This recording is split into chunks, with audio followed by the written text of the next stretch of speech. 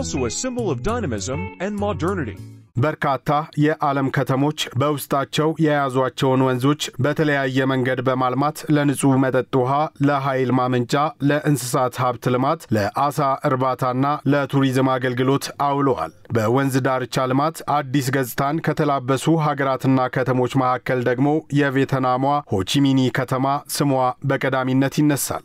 This was the first phase of a politically and technically ambitious plan by the በነጻነት ታጋዩ ሆቺሚኒ የተሰየመችው ይህች የቪየትናም ከተማ ሳይጎን የተባለውን ወንዝ ከማልማቷ በፊት ለብክለት የተጋለጠና ለነዋሪዎች ምቹ ያልሆነ ስፍራ ነበር። The project's phase 2 funding, again loans from the World Bank, was approved. አሁን ላይ ከተማዋ መነሻውን ከፎአግ ባደረገውና 256 ኪሎ ሜትር ርዝመት ባለው በሳይጎን ወንዝ ላይ በሰራችው የወንዝ ዳርቻ ልማት ከ235,000 በላይ ዛፎችን ያቀፈ 400 ፓርኮችን ገንብታለች። በዚህም የአረንጓዴ ልማት እቅዷን ከማሳካት ባለፈ የነዋሪዎቿን የአኗኗር ዘይቤ መቀየርና የዓለም አቀፍ ቱሪስቶች አይን ማረፊያ መሆን ችላለች። Ho Chi Minh City has undergone a strong transformation from a city with outdated infrastructure to የአዲስ አበባ ከተማ አስተዳደር ከንቲባ ወይዘሮ አዳነች አቤቤ መስከረም 28 ቀን 2017 ከጋዜጠኞች ጋር በነበራቸው ቆይታ የኮሪደር ልማት ስራውና የወንዝ ዳርቻ ልማት ስራው የከተማዋን ገጽታ ማሻሻልና ለኑሮ ምቹ ማድረግ እንደሆነ መናገራቸው ይታወሳል። ከተማችንን እናልማ ነው ያልነው። ኮሪደር ልማት በጣም ዋና ትኩረት ያደረገው ከተማዋን ለነዋሪዎቿ ምቹ የማድረግ ነው። ምቹ የመኖሪያ ቤት፣ ምቹ የመኖሪያ ከተማ እንድትሆን። ከተማችን እንደምታውቁት ብዙ እርጅና ተጫጭኗታል። የመሰረተ ልማትና የተያያዥ አገልግሎት ለማቅረብም አስቸጋሪ ሁኔታዎች ያሉበት ነው። ስለዚህ ከተማን ለነዋሪዎች ምቹ እናድርግ ስንል አንደኛ ከተማ መተንፈሻ ቦታ ያስፈልጋል። ከዚሁ ጋር ተያይዞ አካባቢዎች ንጹህ መሆን አለባቸው። በሰፊው ስራ እድል የምንፈጥርበት ለነዋሪዎች ምቹ ሳቢ የሆነ አካባቢን መፍጠርና ገቢን ማሳደግ ነው። አሁን ግን ለረጅም ዘመናት የቆሻሻ መጣያ ሆነው የከረሙ ወንዞቿን በማልማት ክረምት በመጣ ቁጥር ነዋሪዎች ስጋት የሚሆንባቸውን ጎርፍ አደጋን በመቀነስ ወንዞቿን በማስዋብና ለእንግዶች እንደዚሁም ለነዋሪዎች ምቹ የአይን ማረፊያን በመፍጠር ላይ ትገኛለች።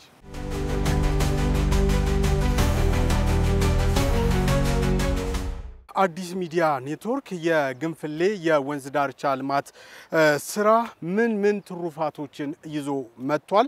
እንደዚሁም ለምን ያህል ሰዎች የስራ እድልን ፈጥሯል? የወንዝ ዳርቻ ልማት ስራውስ እንደዚሁ በምን ደረጃ ላይ ይገኛል የሚለውን ቅኝት ያደርጋል። አብራችሁን ቆዩ። ሰላም እንዴት ነህ? አለን። ስምና ኃላፊነትን እንተዋወቅ። ሳምሶን ጸጋዬ ይባላልው።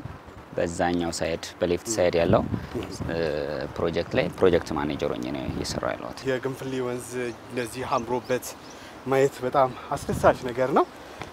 ከዚህ በፊት የነበረው ገጽታ ፕሮጀክታችሁን ከመጀመራችሁ በፊት ምን ይመስል ነበር?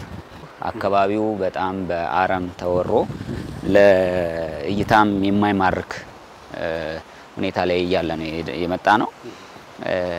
ከመጣም በኋላ እንግዲህ የነበሩትን አንዳንድ ሁኔታዎች አይተናል።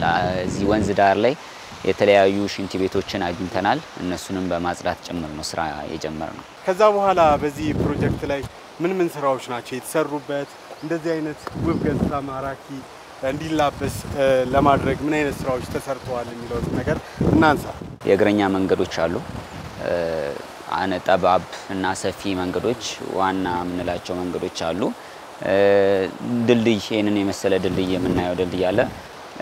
ካፌዎችና እግር ኳስ መጫወቻ አለ። ለካፌውም ለእግር ኳስ መጫወቻውም የራሱ የሆነ የመጸዳጃ ስፍራ ወይም ቶይሌት የምንለው ሲኖር ለነሱም ደግሞ ራሳቸውን የቻሉ ሴፍቲ ታንኮች አሉ። በአጠቃላይ እንግዲህ ይህ ስራ ሲሰራ ለምን ያህል ሰዎች የስራ እድልን ይፈጥር ነበር? ያንን ነገር እስቲ እንመልከተው። ከ300 እስከ 400 ሰው ይሳተፍ ነበር በቀን ማለት ነው። ስለዚህ ኮንቲኒዩስሊ ለ2 ወር ያክል ያን ያህል ሰው አስተናግደን ነው ይሄንን ውጤት ያመጣ ነው። በአጭር ጊዜ ውስጥ ነው አክቹአሊ በጣም በፍጥነት ነው እየተሰራ የነበረው። አብዛኛውን ጨርሰናል ኦልሞስት 99% ማለት ይቻላል በአጭር ጊዜ ውስጥ ይሄንን ሙሉ ለሙሉ ጨርሰን እናስረክባለን